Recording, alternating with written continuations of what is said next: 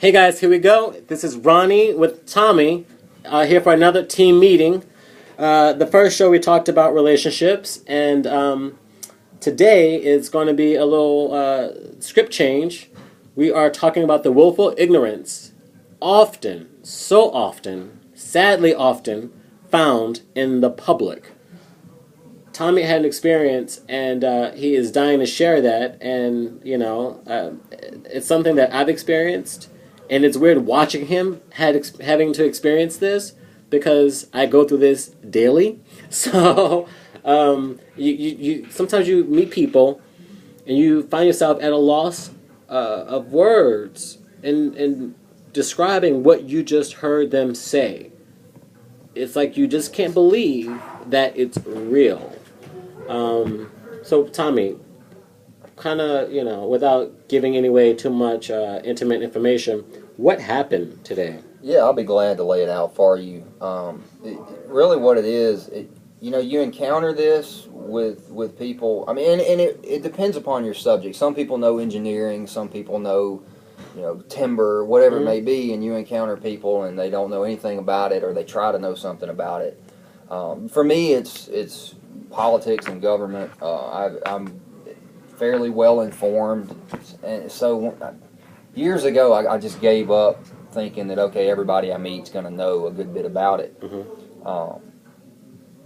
But it's when you encounter somebody who you think will know that you experience real disappointment.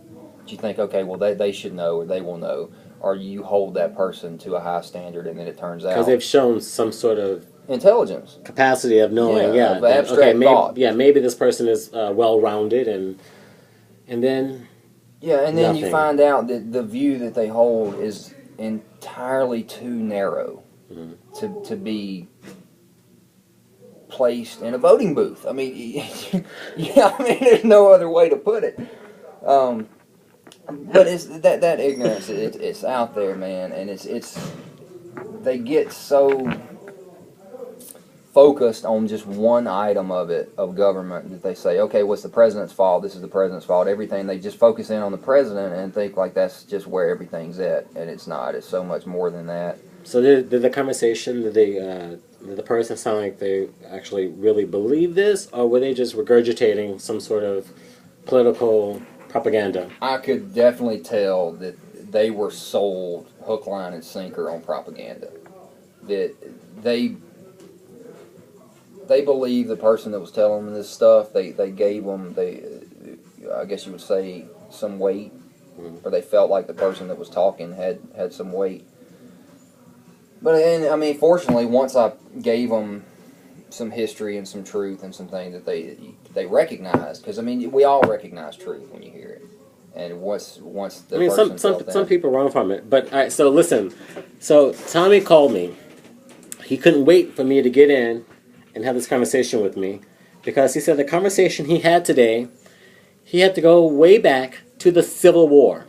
Now, I don't know how many of you out there have conversations to where you have to substantiate it by going back to Civil War. But that's what happened today. So he's feeling a bit exhausted and frustrated because it's like, damn.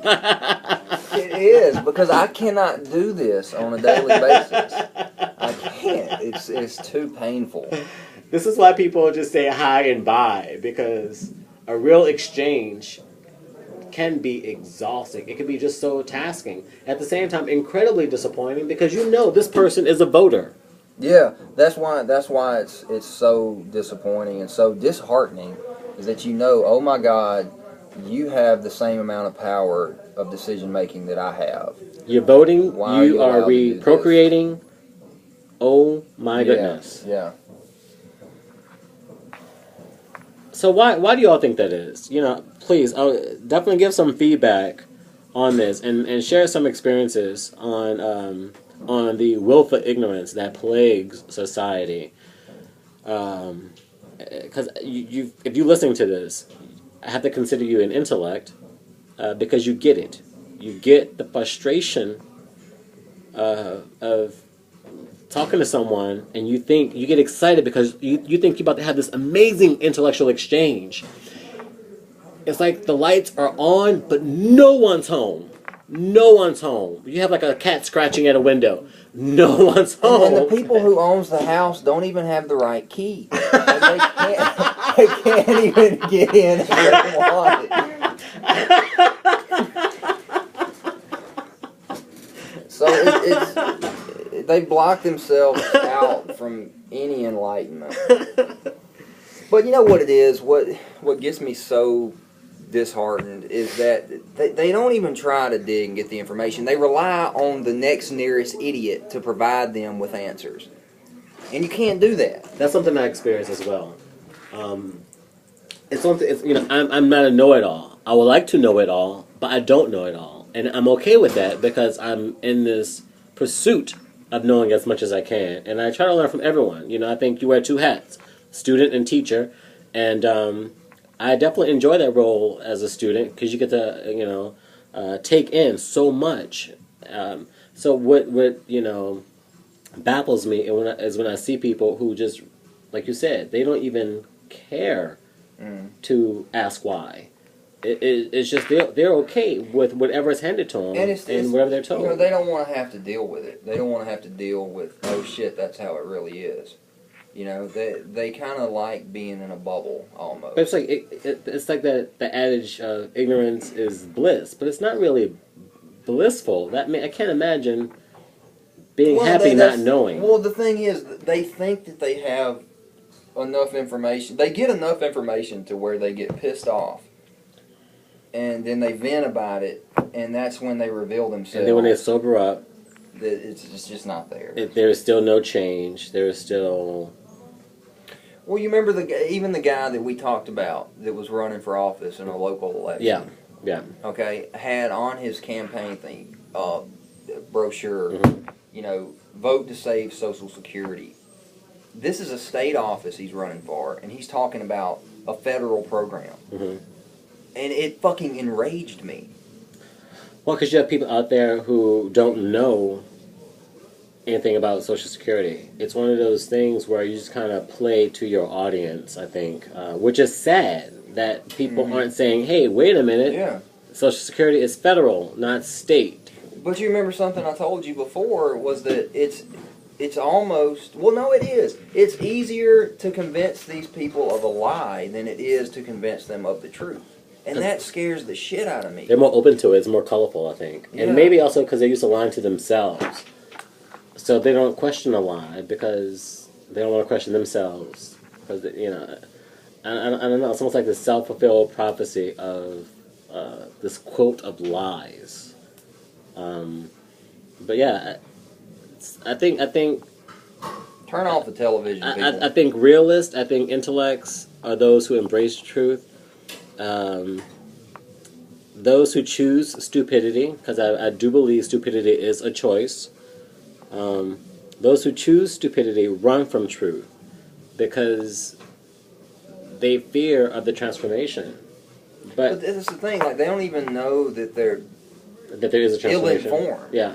They don't know that they're ill-informed. They think they have it figured out, and they think that, okay, if we change the president, then everything will get great. That's not how it works. Why you think the only laws come from Washington? They come from your city. They come from your county. They come from your state.